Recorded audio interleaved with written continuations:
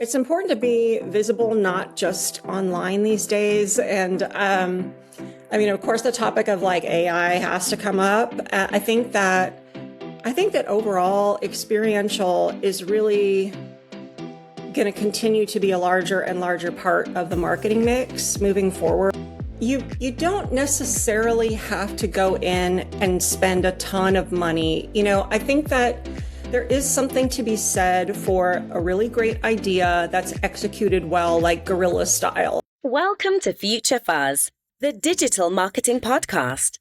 Okay, welcome in. I am Vince Quinn, and today we're talking about making your presence felt at major events. And joining us for this conversation is Erica Wiggins. She's the Director of Marketing and Communications at George P. Johnson. Erica, welcome to Future Fuzz. Hi, Vince. Thanks so much for having me. I'm glad to be here. Yeah, I am so excited that you're here. When you look at what GPJ does, the quality of the events, the scale of everything, it's completely crazy. And when you think about the digital marketer aspect, a lot of people are building towards major events throughout the year that their company might run or that they have a big presence at. So these things are so integrally tied together.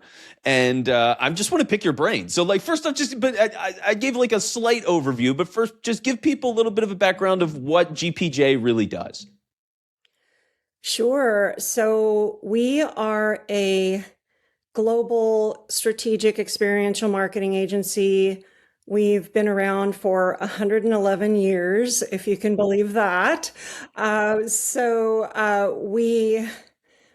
We really we work with B2C brands. We work with B2B brands. We kind of grew up in the automotive space, where our headquarters is in Detroit, Michigan.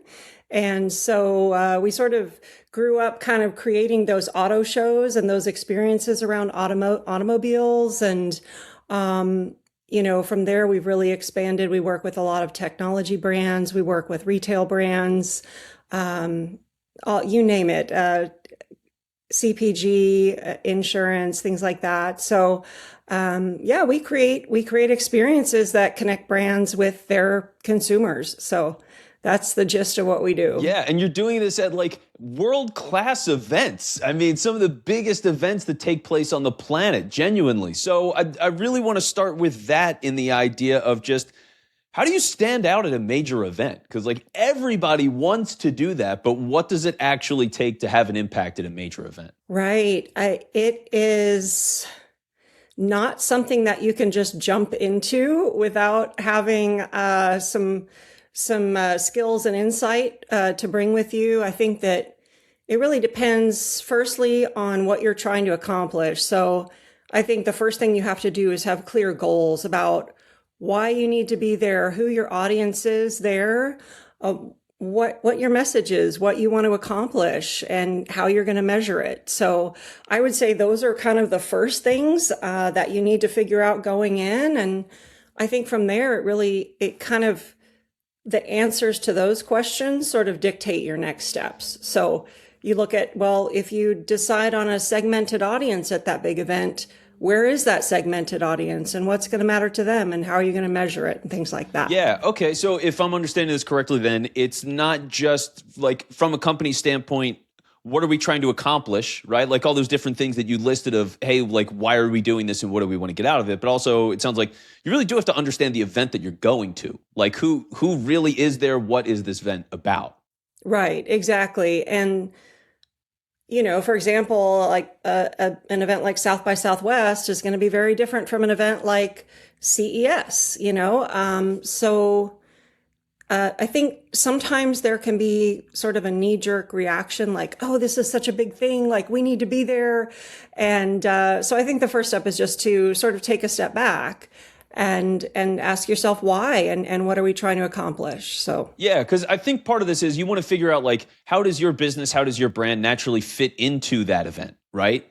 Because if you get in there and the vibe of it is one thing, and then you're hey, well, pay attention to us. We're doing something that's we're just really cramming in. I feel like people can feel that. And when you think about, because the fascinating thing about events is really the stakes and commitment of it, right? You're talking about months of planning. You're talking about whatever things you need designed on a promotional level to have these things for people to be set up. How many people are you sending on your team? You're talking flights and hotels and, meals and like the whole day, ideally drinks, all the fun stuff, right? So like when you're thinking about planning all of this, it really does need to be methodical as much as people want to dive in. So like, let me ask you about like South by Southwest, for example, when you're thinking about how to capitalize on something like that, because that's a chaotic event, right? Like Absolutely. everybody is a part of that. And that's one of those things is like, how different is the approach of an event that is more general in a sense of like South by Southwest versus something that is more like industry focused, business focused? You know what I mean? Like, how do you parse those? Right. That's a great question. And I think we could look at South by Southwest first as one example, right? So an event like that, there are different tracks. So they've got different types of business tracks. The one that I'm always interested in, of course, is the marketing track, because that's the what I do. But I think you can look at it in a couple of different ways. One, you can partner with the organization and do something that's in alignment with their agenda, in their, say in the convention center or in one of the spaces where they're already activating. So that's one way to go at it. Another thing we've seen recently is a lot of folks are doing sort of parallel events that are not affiliated with the South by Southwest organization. So, for example, there's this organization called Brand Innovators, and they do their own marketing summit during South by Southwest. It's at a completely different venue. They have their own roster speakers. They go for like 3 days. And they get a great crowd. So they're sort of taking advantage of people that are already in town for South by Southwest, but they're creating their own thing. So that's kind of one way to go about it. Wow. That's amazing when it's such a big event that you can create parallel events off of it and Right. build that synergy. That's insane. Okay, but that makes a lot of sense, and it plays into that like natural evolution. So I want to take it a step further then, because as we're talking about these events from like a just an overall perspective, I want to get back to what it takes, because for you at GPJ, like you have clients that you are planning for these events, like you're figuring out what their activations look like and what goes into that. So how do you approach it then from a client perspective? Like you have these people, they are your clients, you're talking about some of the biggest events on the planet, and how do you handle that process? Right. That's a great question. And we have a strategy practice that really helps us delve into this, with the client to sort of, answer some of those questions that we talked about up front. And, once those questions are answered, then we start building an experience that will connect our client with the folks they want to be connected to in a way that resonates for them, in a way that is aligned with the brand, and in a way that, gets results for the client. So the ultimate goal is, they need to show that putting these investments in these third-party events is making sense for their business. So those are the kinds of things that we'll do with the client. We'll work with them all the way through strategy, creative, building what that experience looks like. What's that attendee journey, and then we'll help them execute it on site and gather data and sort of take a look at it afterwards. And how long is that process? Like how early out, let's say, okay, I want to get in the next South by Southwest or whatever it is. Like how far out in advance do you tend to start thinking about and planning for those kinds of events? Well, there's what our agency would love, and then there's what reality is sometimes with clients. For an established event like South by Southwest, people are, securing spaces, up to a year in advance. I think that, you can do something like this, in a shorter planning cycle, but I would say, anywhere from 6 to 12 months is probably realistic. We've definitely done them on shorter timelines, but, for everybody's sanity, it's better to have more time. Future Fuzz is sponsored by SalesSource, B2B pipeline management and sales growth for your business. Yeah, I mean, more time is better. For my experience with it, so I used to work in radio. I did sports radio. And with that, the station that I worked for ran the biggest radio promotion in the country. It was an event called Wing Bowl, which Google at your own risk. But basically, it was a wing eating contest that had like it would have literally like 20,000 people that would fill up one of the major stadiums in Philly. So crazy big event. And for the amount of planning, I'm sure it was more or less year round for like the truly higher level management people, sales, getting the sponsors on, all that. But from a promotion standpoint and on the air, it was really about 4 consecutive months of actively doing things related to the event for promotion, and running ads for it and getting ready for how we're doing, and going to activations at other places where, hey, if the show was doing a live broadcast at a sports bar, we would go and set up people to hand out shirts and all, but also spread the word and hand out tickets to the event and all these things. So we were doing that for, it was literally 4 months. And we would call that a season. It was Wing Bowl season. And it's because like everything went into that, right? Like you're talking about, in that case, it was literally the entire station, and then some of our sister stations, their personnel was getting involved. So we had, there was probably like well over 100 people that were involved in this radio event on the day of. And that's let alone the stadium crew that needs to be involved for like security and everything else, like massive undertakings. And so when you're thinking about this, like, okay, so you're planning out ideally a year in advance, but 6 months in advance. And with that, then you're trying to knock out all of these things along the way. I mean, how involved, let's say on a small end, I have a smaller team, a smaller budget, and I want to make a presence.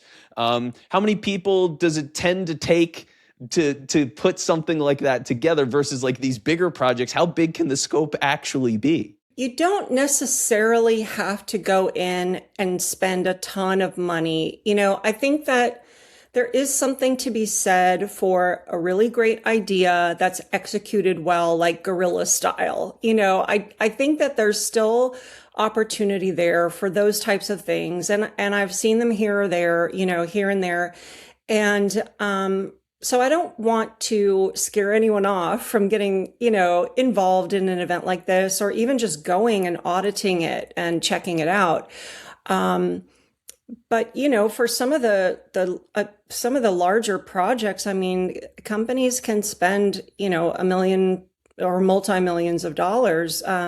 You've seen a lot of experiential activations that get a lot of attention are things like Netflix House, and some of the real like the Super Bowl activations and things that are super consumer focused. And those, you're definitely looking at probably multi-million dollar campaigns. And,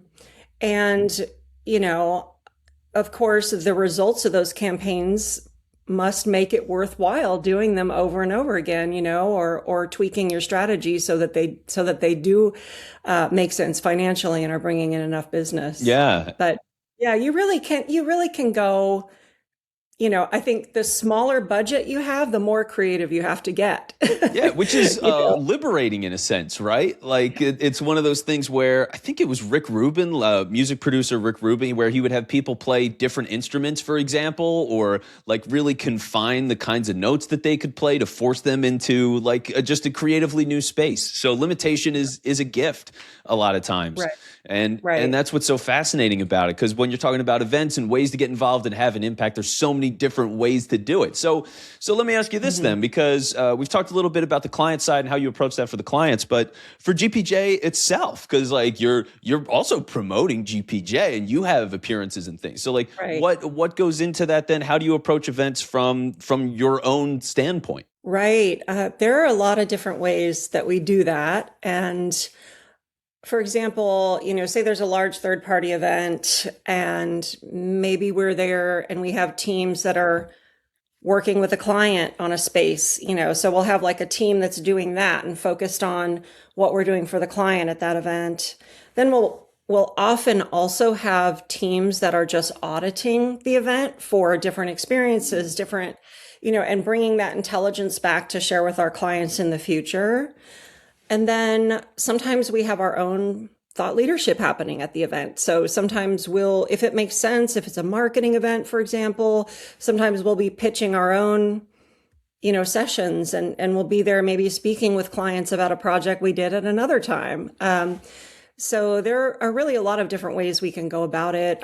One year we even, we've toured with clients at other events, so say, we had a Pokemon client that we brought to South by Southwest one year. Yeah. And they toured around with the account director and kind of took those learnings.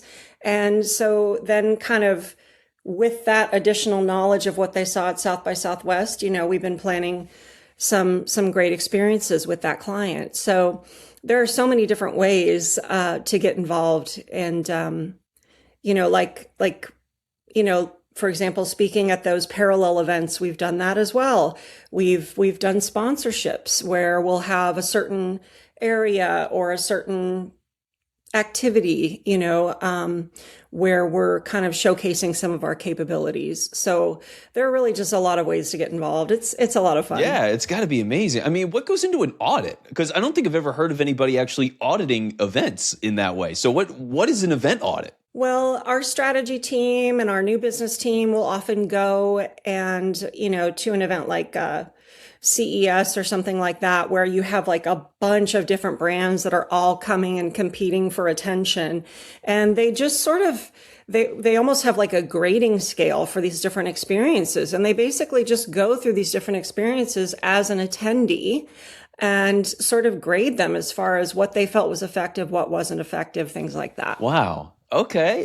Interesting. And so with that, because you've seen so many events, been a part of it, that helped clients do it, GPJ itself, you've seen so many things.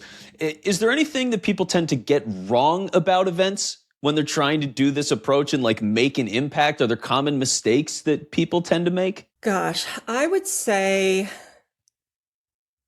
first, just going in without a clear reason or a clear way to measure the success. I think that especially with budgets being so tight now, you really have to show what is the result of this? Is this making sense for the business to expend these resources to be there?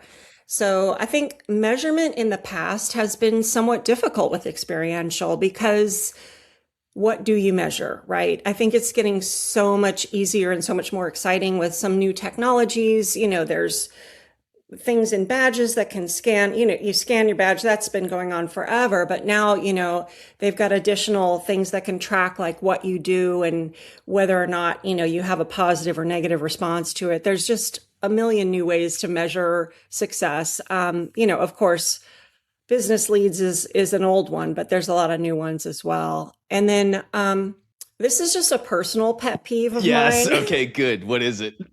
Personal pet peeve.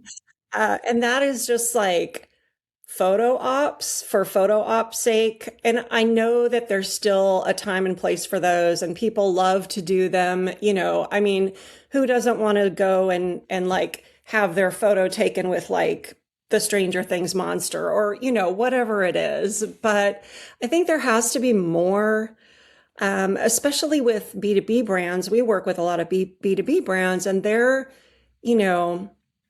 not selling small things. They have like software that they're trying to get people to understand how it works and how it can benefit their business. And so we really focus on being strategic with telling a story and making sure that it's more than just a photo op. It's something that people take away where they've like learned something or, they feel a stronger affinity toward that brand or that product. Yeah. Okay. And so for people then, they're hearing all of this, good things, bad things, how to make the most of an event. If they're considering getting involved in events, having appearances, why should they make the case, Erica? I'm on the fence. My budget's tight. Why should I be participating in events? I think it's important to be visible, not just online these days. And, of course, the topic of like AI has to come up. I think that overall experiential is really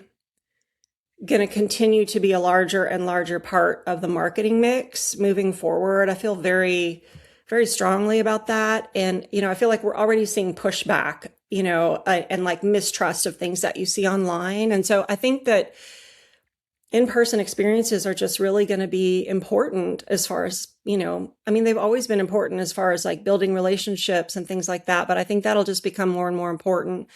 And, I would recommend if you're not sure about getting involved in an event, like just go attend it first, and just find out as much as you can about it and about the people that are going to be there. And if it makes sense for your brand or your agency or your company. Yeah, do the audit, right? Hey, do an audit, figure it out, get some ideas and go from there. So makes a lot of sense. And Erica, if people want to learn more about GPJ, what's the best way to do that? You can go to our website, gpj.com. All right, we'll check it out. And Erica, thank you so much for joining the show. This was fantastic. Thank you so much, Vince. Thanks for tuning in and making the choice to listen to this podcast. If you liked what you've heard today, please don't forget to subscribe.